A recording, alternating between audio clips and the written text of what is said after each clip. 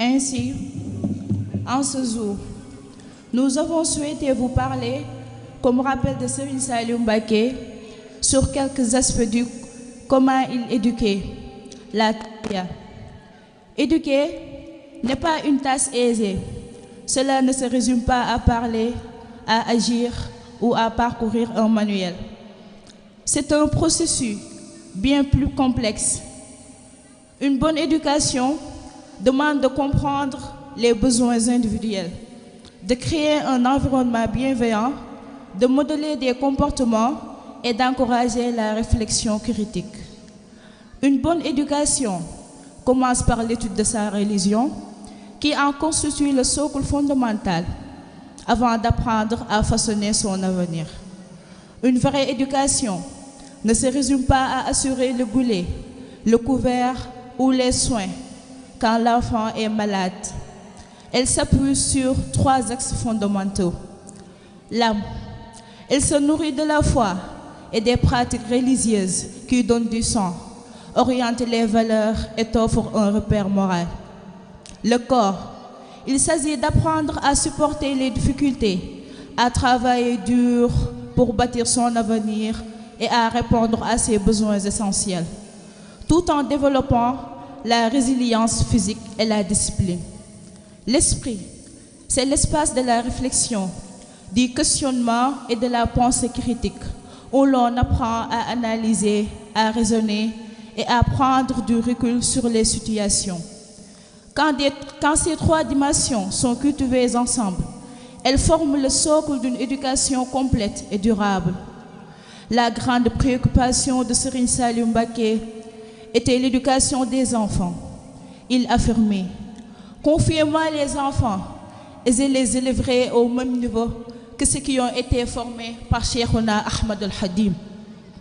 Serigne Saliou voyait l'éducation comme le levier principal pour façonner des adultes responsables, à la fois spirituellement et socialement.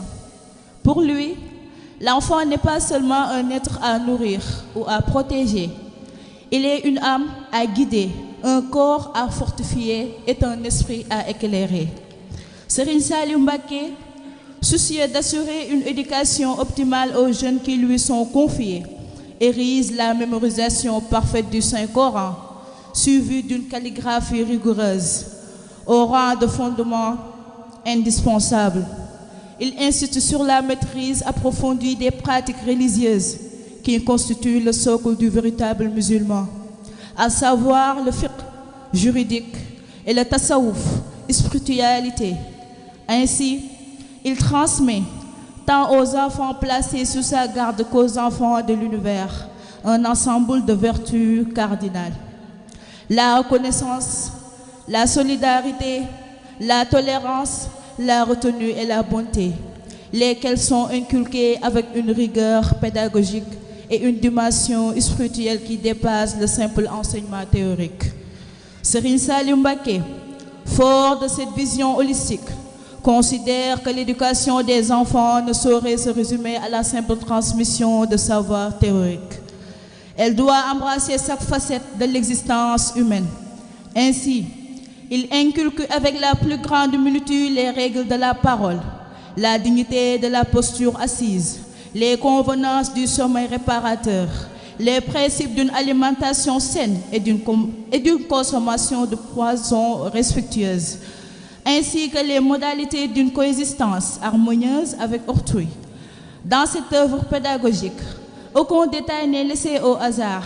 Chaque geste, chaque parole, chaque moment de la journée est scruté, modelé et intégré afin de forger des individus complets, à la fois pieux et éclairés, capables de naviguer avec grâce dans le tissu social qui les entoure. Un enfant qui bénéficie d'une éducation soigneusement façonnée se transforme tel un minerai précieux en or pur.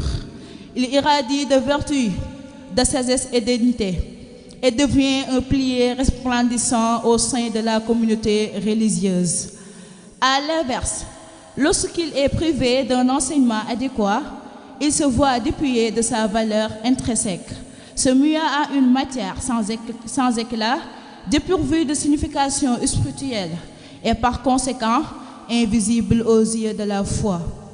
Conscient de cela, Serigne Saliou Mbacké, l'un des plus grands éducateurs de l'humanité, a instauré une tradition éducative d'une rare densité où chaque geste quotidien se mue en acte de transmission spirituelle et morale.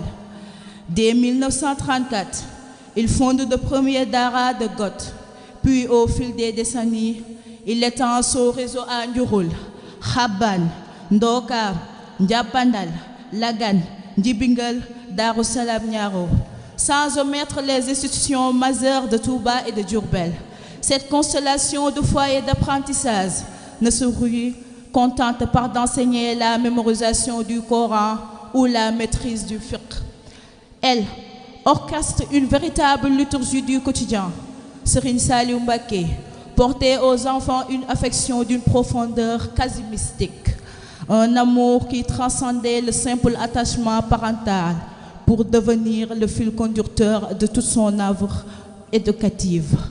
Chaque regard qu'il posait sur un petit disciple était empreinte d'une compassion infinie.